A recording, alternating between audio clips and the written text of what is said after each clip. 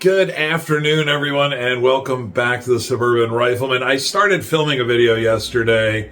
It was my intention to go shoot several new pistols, my dad's 686 Plus, my CZ75, which I thought was shooting either left or right, and my brand new 629. The intro I filmed was terrible. I filmed it on my parents' sun porch. There was tons and tons of echo. The sound is awful.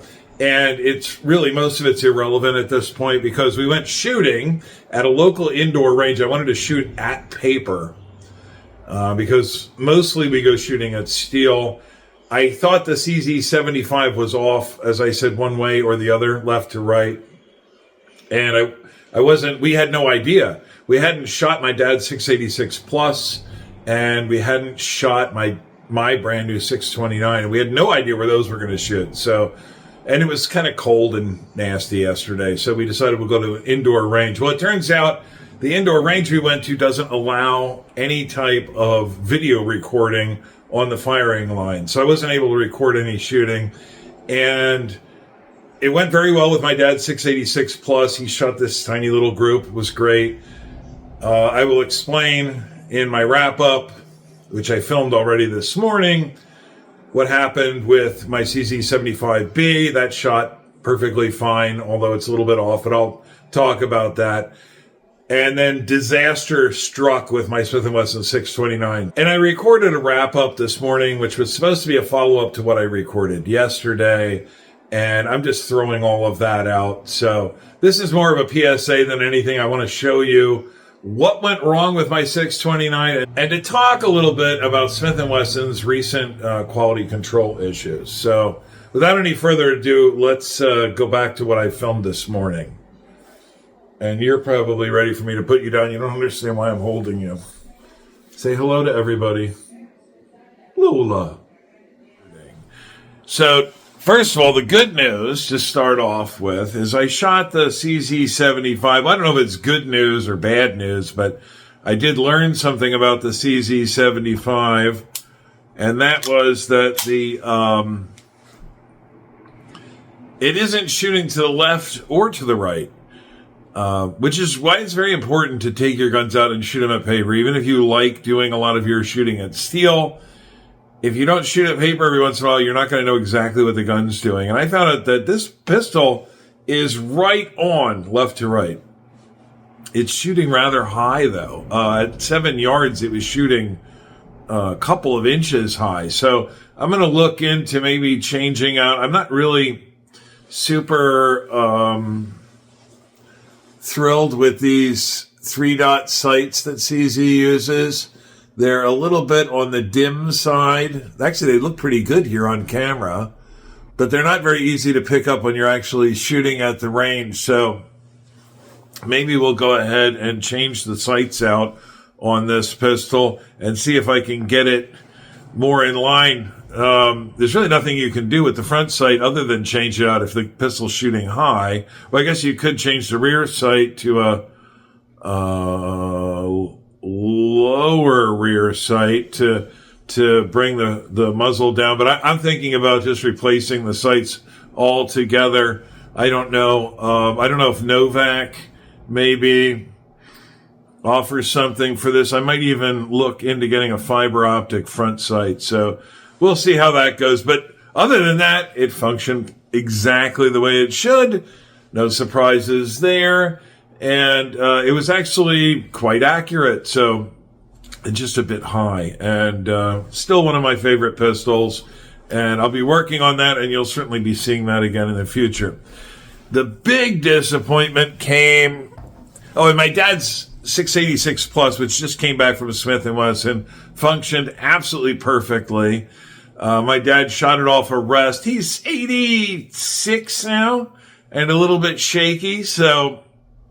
he was shooting off of a rest, but at 7 yards, he got a group like this. So we know that the 686 Plus is working just fine. This is the problem here, my 629. I fired 6 shots, single action, through this, using Magnum loads, but they were on the lower end of the Magnum scale, still pretty stout. My dad, my 86-year-old dad, fired 6 rounds, and it didn't kill him.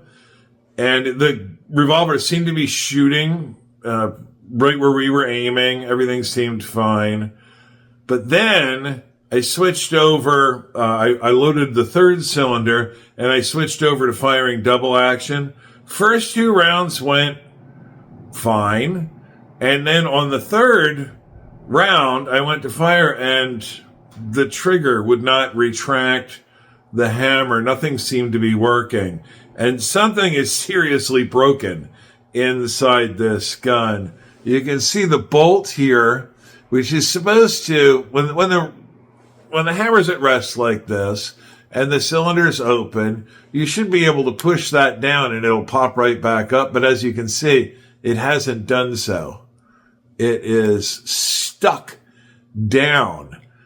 Now, when I close the cylinder, contrary to what you see in the movies, a double action revolver should not do this ever, unless you're Jerry Miculek and you like spinning your cylinder and you're very adept at pulling the hammer back to just the right point where you can spin the cylinder. But a double action revolver should never do that. They love that ratcheting sound and they love showing people spinning the cylinder in the movies, but a Smith & Wesson a Smith & Wesson double action should not do this. So this revolver is busted. I am by no means a gunsmith, but I am fairly competent. I'm very familiar with working inside Smith & Wessons. I've had the side plates off of these many times, completely detail stripped them for cleaning and lubrication. I don't mess around with sears or triggers. I don't mess around with the sears engagement surfaces on triggers or hammers. But I have done other, smoothing and polishing, lubricating, changing springs, things like that. I'm pretty sure that I could, if I knocked the side plate off of this, I would be able to determine relatively quickly what is going wrong inside here. But the fact that this is a brand new revolver, I fired it for the first time yesterday, and it's only got 14 rounds through it. I am not messing around with any of these screws. I'm not taking the side plate off. I'm not doing anything. I've already contacted Smith & Wesson. They're sending me a return address label. This is getting shipped right back to Springfield. This is very disappointing. I'm sorry if this video is a little incoherent, but I'm still a little agitated. This Smith & Wesson is now batting 1,000 when it comes to revolvers that we have bought, me and my dad, because this is the 3rd brand new Smith & Wesson revolver in a row, which has had to go back to the Smith & Wesson factory for warranty service. I know there's a lot of stories about Smith & Wesson's slipping quality control.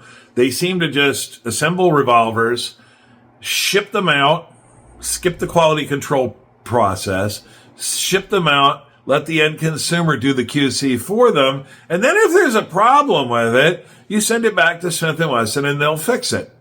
And every time we've had to send a revolver to Smith & Wesson for warranty service, the revolver has come back better than it was when it was brand new.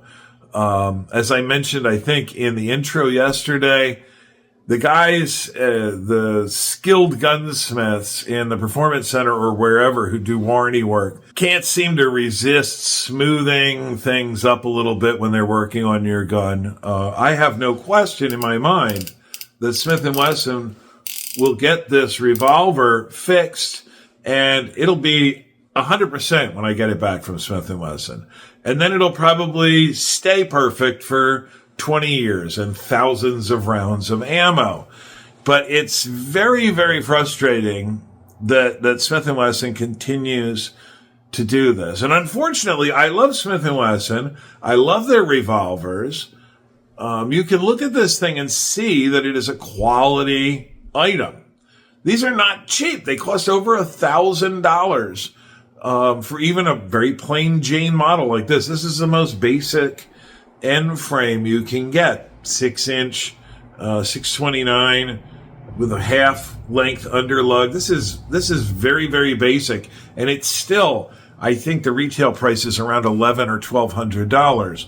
And they're realistically selling for that. And this is very, very disheartening that again and again and again we have run into Smith & Wesson revolvers that are just broken or break very quickly after receiving them brand new. And then Smith & Wesson is immediately, or at least up until this point, Smith & Wesson is able to immediately solve the problem. And then the guns are perfect. And the really sad thing is, I'm not a cult member or anything like that. But I probably will not stop buying Smith & Wessons as a result of this. And that's my fault. And Smith & Wesson, I think, knows this, which is why they don't change their ways. I probably, and everyone else should probably boycott Smith & Wesson until they get their act together. I also really dislike the internal lock, the little Hillary hole, as it's so called. Nobody likes this. Absolutely no one is a proponent of this internal lock. And Smith & Wesson refuses to listen to their customers and get rid of that. And it's people like me who keep buying their products that allows them to just go on ignoring what we want. And, but I just love the brand so much, and I love the guns so much. And when the revolver is running right, it's as good as anything else out there, in my opinion. But so often is the case, they just don't run correctly until you have to send them back and lose the use of your gun for several weeks and jump through all of these hoops to get Smith & Wesson to look at it and go, okay, now we sent it out from the factory hoping it would work. Now we'll make sure it actually does work after you send it back to us. And it just drives me nuts. And I'm sorry for this long rambling video, but this is really frustrating. And again, I know myself. This probably will not put me off of buying Smith & Wesson revolvers. So I don't even know what the point of this rant is, but I just wanted to let you all know. I will certainly update you as soon as I get my 629 back from Smith & Wesson. I anticipate that it'll work just fine, and I will love this revolver. And I'll take you all along for the ride when I do that. And hope to see each of you here then. I guess I don't have anything more to say. Later, guys.